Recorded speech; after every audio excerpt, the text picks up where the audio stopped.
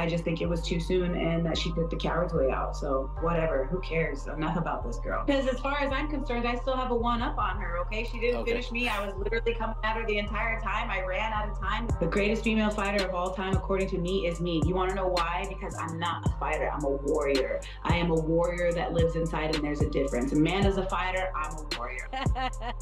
She's supposed to be. I'm supposed to beat her tonight again.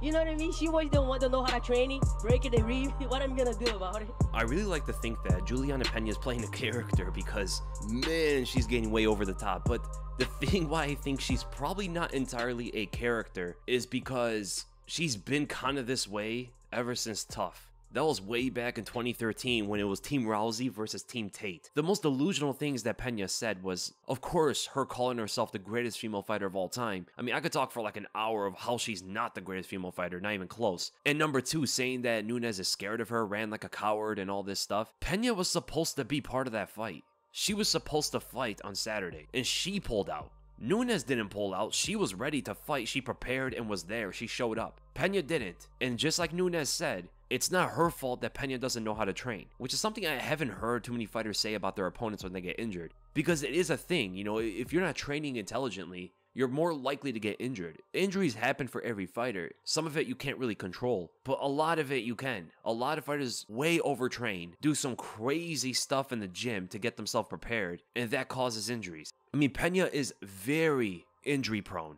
This isn't the first time she's pulled out from a fight. She pulled out against Aspen Ladd, she pulled out against Jessica Andrade and was out for like a year, and now she pulled out against Amanda Nunes. Now, where she can seem extremely, very, extraordinarily delusional, I think it actually strengthens her in fights because she is one of the toughest female fighters we've seen. I mean, taking a beating the way she did against Nunes in the rematch really takes a different kind of mindset to just stick in there. I mean, those right hands Nunes was clobbering her with was sending her flying, and Pena just kept coming at her and kept getting hit again and then kept coming at her again just to get hit another time. But if I'm going to be honest, I do think part of what she's doing is kind of similar to what Colby Covington did, where it's not entirely her true personality, but it's like an extension of herself. She's being very extra with who she is. Do I actually believe that she thinks she's the greatest female fighter of all time? I would like to think that she doesn't, because if she does, it is probably the most delusional thing I've ever heard. She has no wins over anybody who's currently in the UFC.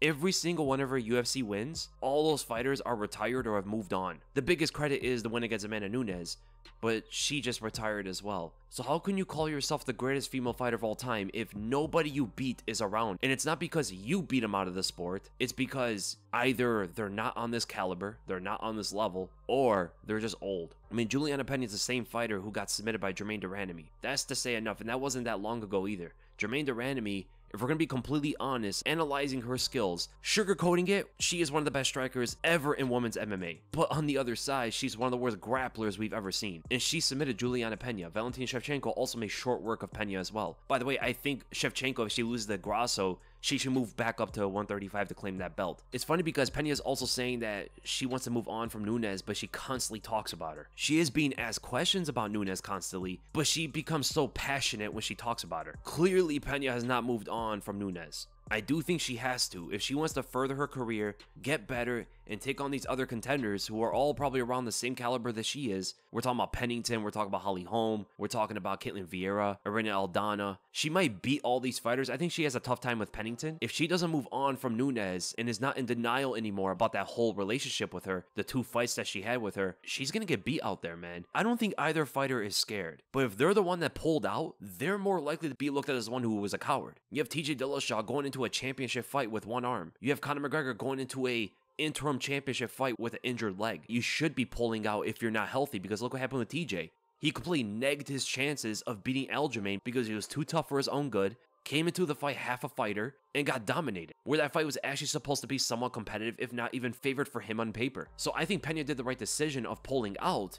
She was intelligent for doing that, but then to call Amanda Nunes the one that's scared is crazy. I understand she retired, and, you know, Pena's going to be upset about that. She wants that trilogy, but Pena had her chance, right? She can't get upset that Nunes wants to retire. This has been on her mind for probably a long time, man. She's done everything in the sport. There's nothing really left for her.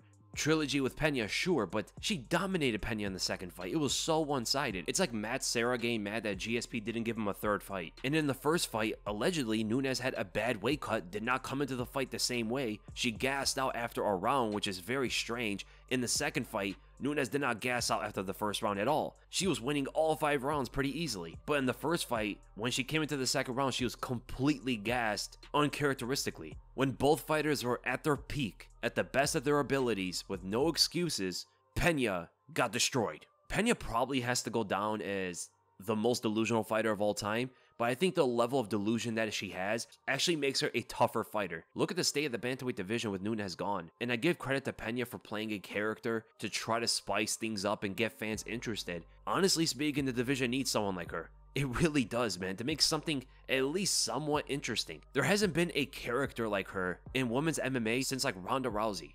Of course, other things had to play a factor with why she was so popular. Pena's taking that approach now to become someone that, she wants fans to hate. It looks like she wants fans to hate her, but that also brings attention to her, right? I actually think she believes a lot of the stuff that she says, but she might exaggerate it to a point where she wants the fans to pay attention. Like, for example, her saying she's the greatest female fighter of all time. I actually don't think she believes that because she called Nunes the greatest multiple times in the same interview. But when she started saying that she thinks she's the greatest because she's a warrior, and she started talking about the warrior spirit, Nunes is a fighter, not a warrior, I'm a warrior, all that stuff, very cringe.